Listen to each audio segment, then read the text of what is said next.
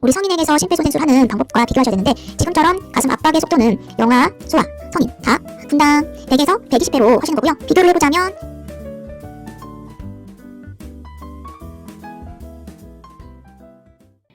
병원 화지 시 출입문의 손잡이가 뜨거우면 천으로 감싸지고 문을 연다. 출입문의 손잡이가 뜨거울 경우에는 그 문을 열었을 경우에 그 바로 앞에 불이 있기 때문에 절대 문을 열어서는 안 되고요. 다른 피난로를 찾으셔야 되고요. 모르핀 투약 전후에 맥박수를 꼭 확인한다. 모르핀은 대표적인 마약성 진통제라고 하는데 이 마약성 진통제를 투약하기 전후에는 맥박수가 아닌 호흡수를 꼭 확인해 주셔야 하죠. 모르핀을 투약하기 전에 서호흡일 경우에 여기서 말하는 서호흡은 분당 12회 이하를 말하죠. 서호흡일 경우에는 의사에게 투약하기 전에 꼭 보고를 하셔야 하죠. 이거 중요한 내용이기 때문에 꼭 기억해 주시고요. 삼킴곤란이 있으면 죽보다 맑은 미음을 제공한다. 삼킴곤란은 연하곤란이라고도 하죠. 이런 연하곤란인 환자에게서는 맑은 미음보다는 죽의 양상이 훨씬 도움이 되고요. 이렇게 묽은 음식보다는 점도가 있는 음식으로 드시는 게 도움이 된다는 내용, 이것 또한 같이 기억해 주시고, 이런 삼킴곤란이 있는 뇌졸중 환자에게서는 흡인의 위험이 있기 때문에 그 흡인을 예방하기 위해서는 청색증이 있는지도 같이 관찰하셔야 된다는 거 기억해 주세요. 위관 영양 전 위 내용물을 흡인하고 다시 넣어주는 이유는 복부 핵만간 완화를 위해서다. 코위관을 통해서 영양 공급하기 전에 항상 위 내용물을 흡인해 보는 이유는 복부 핵만간 완화를 위해서가 아니라 전해질 손실을 방지하기 위해서 위관 영양을 주입하기 전에 꼭 주사기로 위 내용물을 흡인해 보셔야 된다는 내용, 자주 출제되는 내용이기 때문에 기억해 주시고요. 남성의 인공도뇨 시 요도구 바깥쪽에서 안쪽으로 닦으면서 소독한다. 인공도뇨에 대한 이야기 나올 때는 여성인지 남성인지를 구분하셔야 되는데 이 문제상으로는 남성의 인공도뇨를 물어보는 문제였고 여성과 남성의 요도구를 소독하는 방법이 각각 다른데요. 남성의 경우에는 요도구를 중심으로 안쪽에서 바깥쪽으로 원을 그리면서 닦아주셔야 되고요. 여성의 경우에는 요도에서 항문 방향으로 일방향으로 닦아주셔야 된다는 내용, 남성과 여성의 요도구를 닦는 방법도 비교해서 기억해주세요. 소독캔의 뚜껑을 열고 안쪽이 위로 향하게 들고 있는다. 병원에서 사용하는 물품 중에 뚜껑이 있는 경우에는 뚜껑을 열고 있어야 될 경우에는 안쪽이 아래를 향하게 들고 있어야 되고요. 만약에 그 뚜껑을 바닥에 내려놓아야 할 경우에는 뚜껑의 내면이 위로 가게 해서 내려놓아야겠죠. 시험에서 뚜껑에 대한 문제도 시험에 잘 출제되는데 뚜껑을 들고 있을 때와 뚜껑을 내려놓아야 할 경우를 비교해서 기억해 주시면 되겠어요. 욕장 환자에게 저단백시기를 제공한다. 욕장은 대표적인 피부 상처라고 보시면 되는데요. 이런 피부 상처를 치유하기 위해서는 비타민과 단백질을 섭취해 주시는 게 좋은데 이런 욕창인 환자에게서는 저단백이 아니라 고단백 시기로 제공해 주시는 게 좋아요. 침대 목욕의 물의 온도는 30에서 33도로 준비한다. 우리가 개인위생에서 목욕의 물의 온도 굉장히 시험에 잘 출제되는데요. 여기서 침대 목욕에 관련된 물의 온도였어요.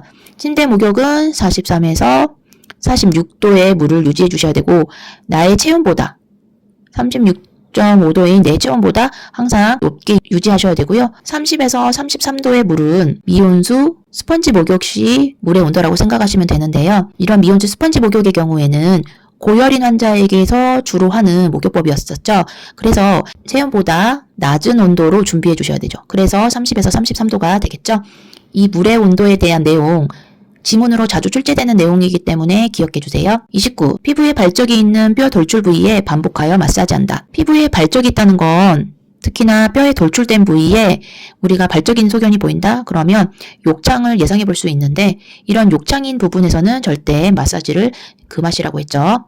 무의식 환자에게 구강 간호를 제공할 때 심드 자세를 유지한다. 무의식 환자에게서 구강 간호를 하게 될 때는 측이나 반좌위를 통해서 구강 간호를 하게 되고요. 심드 자세는 무의식 환자의 구강 내 분비물을 배액해야 되는 경우, 이때는 심즈 자세를 통해서 배액할 수 있도록 해주셔야 된다는 거 최근 국가고시 유형에 나온 문제였어요. 기억해주세요. 30일, 틀니는 멸균된 컵에 뜨거운 물로 보관한다. 우리는 틀니는 으찌라고도 하죠. 이런 으찌의 보관법 시험에 자주 출제되는 내용인데요. 이런 틀니는 미온수나 찬물에 보관을 하시게 되는데, 보관할 때는 일반 컵에 보관하시면 되는데 그 컵 밑에 거즈나 솜이 깔려 있어야 되고요. 뚜껑이 있는 컵을 사용하셔가지고 이 안에 물을 채운 다음에 틀니를 보관해 주시면 되겠죠? 32. 침상 머리 쪽으로 환자를 이동시킬 때 간호조무사는 무릎을 펴고 등을 구부린 상태를 유지한다. 우리가 환자를 이동시킬 때나 혹은 무거운 물건을 이동시켜야 될 경우에 올바른 그 신체 역학의 원리를 적용시켜서 이동시켜 주셔야 되는데요. 이때 간호조무사는 무릎을 구부리고 등을 편 상태에서 유지해 주셔야 된다는 거, 국가고시 문제에 지문에 자주 출제되는 내용이기 때문에 기억해 주시면 되겠어요. 33. 수술 당일 아침에 속옷 위에 수술 가운을 입는다. 우리가 수술을 준비하는 그 당일 아침에 환자에게서 속옷은 입지 않도록 하셔야 되고요. 그 외에도 액세서리나 매니큐어도 제거하고 가셔야 된다는 거, 금짐 여부도 꼭 같이 확인해 주셔야 된다는 거 함께 기억해 주세요. 34. 자기공명 영상검사는 고주파를 이용한 단층 촬영이다. 자기공명 영상검사는 다른 말로 MRI라고도 하죠. 이런 MRI는 자석으로 구성된 장치에서 고주파를 쏘아서 인체에서 신호가 발산되면 이를 되받아서 디지털 정보로 변환하여 영상화하는 것을 말하죠. 35. 요추천자 후에 두통을 예방하기 위해 침대의 머리 부분을 올린다. 우리가 요추천자를 할 때 요추천자 후에 자세에 대한 내용 시험에서 자주 출제된다고 했었죠. 이때 두통을 예방하기 위해서는 침대 머리 부분을 낮춰주셔야 되죠.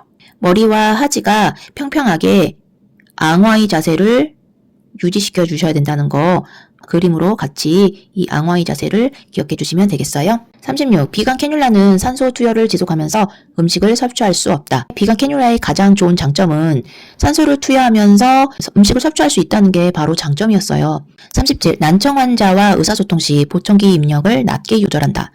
우리가 의사소통에 관련된 문제 중에서 난청 환자에 관한 내용인데, 이런 난청 환자에게서 보청기를 가지고 있을 경우에는 입력은 높게 해주시는 거고요. 출력은 낮게 해주시라고 했었죠. 이것도 같이 기억해 주세요. 38. 구강 체온 측정 시 전자체온계의 탐색자를 볼 점막에 삽입한다. 구강 체온을 측정하는 방법에 있어서 그 탐색자를 혀 밑에 삽입해서 측정을 했었죠. 39. 발의 혈액순환 상태를 확인하기 위해 경동맥을 촉지한다. 발의 혈액순환 상태를 확인하기 위해서는 경동맥이 아니라 발하고 가장 가까운 곳에 있는 족배 동맥을 통해서 맥박을 확인하실 수가 있었죠. 경동맥의 경우에는 성인 환자에게서 응급적인 상황일 때 측정하는 맥박 부위였었죠. 40. 코이관은 입에서 귀, 귀에서 검상돌기까지의 길이를 측정하고 삽입한다. 코이관을 삽입하는 방법에 있어서 그 길이를 결정하는 데 있어서는 이 코끝에서 귓볼, 귓볼에서 검상돌기까지의 길이를 가지고 코이관을 삽입했었죠. 41. 내과적 손씻기는 손을 씻은 후 맨손으로 수도꼭지를 잠근다. 내과적인 손씻기에서 손을 씻고 나서는 우선 손을 닦기 위해서 종이타올을 사용했었죠. 그 종이타올로 수도꼭지를 잠궈 주셔야 했었죠. 맨손으로 잠그시는 거 아니고요. 우선 손을 씻고 나서 그 다음에 종이타올로 닦는데 점 찍듯이 손을 닦아주시고, 그리고 나서 그 종이타올로 수도꼭지를 잠궈 주셔야 했었죠. 42. 기침이 심한 백일의 환자는 보호격리를 적용한다. 지금 기침이 심한 백일의 환자가 아닌 대표적인 백혈병 환자, 화상 환자, 그리고 이식 환자, 그 다음에 항암제를 투여하고 있는 환자에게서 호중구라는 피검사 수치가 떨어져 있는 환자에게서 우리가 보호격리를 했었죠. 기억해 주시고요. 43. 정맥주사를 맞고 있는 팔부터 옷을 벗긴다. 우리가 옷을 벗는 과정에서 수액을 맞고 있는 환자에게서는 수액을 맞고 있는 팔부터 옷을 입혀주셔야 했었고요. 옷을 벗어줘야 할 경우에는 수액을 맞지 않는 팔부터 옷을 벗겨주셔야 했었죠.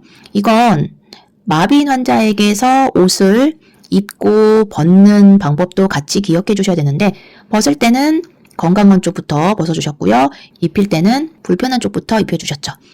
벗었다 건강한 쪽, 이렇게 해서 몸을 보시면 어라고 똑같죠? 그래서 이 어를 생각하시면서 암기하시면 좀 도움이 되세요. 44. 침대 3발씩 손톱으로 두피를 마사지해준다. 머리를 감기는 방법에 있어서 지금처럼 손톱이 아닌 손가락 끝을 통해서 우리가 머리를 감겨주셔야 했었죠. 절대 손톱으로 머리를 긋다가 머리에 두피에 상처가 날 경우에는 균이 들어갈 수 있기 때문에 절대 손톱이 아닌 손가락 끝으로 머리를 감겨주시고 마사지 하셔야 된다는 내용 이렇게 외워주세요. 45. 곡반의 볼록한 부분이 환자의 턱으로 가도록 놓는다.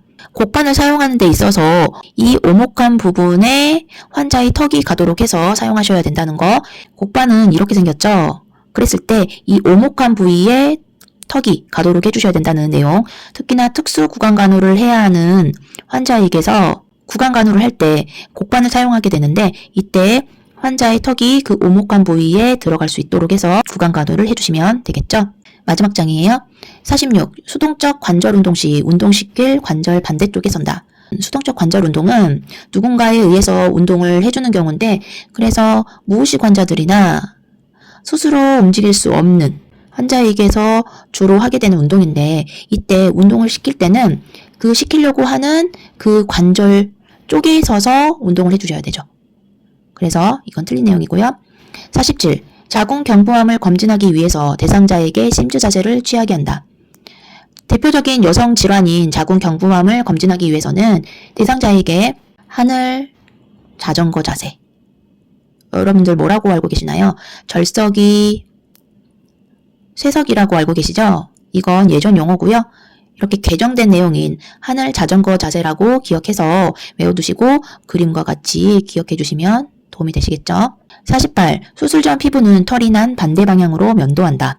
우리가 수술 전에 준비해야 될 사항 중에 또 피부가 있는데 털이 난 방향으로 면도를 해주셔야 되죠. 기억해 주시고요. 49. 영아 심폐소생술 시 가슴 압박 속도는 분당 80회로 한다. 영아의 심폐소생술을 물어보는 문제였어요. 우리 성인에게서 심폐소생술 하는 방법과 비교하셔야 되는데 지금처럼 가슴 압박의 속도는 영아, 소아, 성인 다 분당 100에서 120회로 하시는 거고요. 비교를 해보자면 그 압박의 깊이는 성인의 경우에 5cm였다면 영아는 4cm였었죠. 이건 여러분들이 구분을 해서 영아와 성인의 심폐소생술 하는 방법 여러분들이 비교해서 기억을 하셔야 될 부분이었어요. 영아라고 해서 분당 횟수가 줄어드는 게 아니라 영아, 소아, 성인 다 분당 100에서 120회의 압박으로 하셔야 된다는 거 꼭 기억해 주세요. 50. 검사를 앞둔 성인 환자는 이름을 불러보아 맞는지 확인한다. 검사나 수술을 앞두고 있는 환자에게서 환자를 확인하는 방법에 있어서 개방적 질문을 통해서 확인하셔야 되는데 이때는 성함을 불러서 확인하는 게 아니라 직접 성함이 어떻게 되는지 그리고 생년월일은 어떻게 되는지를 물어보셔가지고 환자가 직접 대답할 수 있도록 해주셔야겠죠. 만약 의식이 없는 환자의 경우에는 팔찌를 통해서 2번 팔찌를 통해서 확인하셔야 된다는 거 이것도 시험에서 요즘 자주 출제되는 내용이기 때문에 기억해 주세요.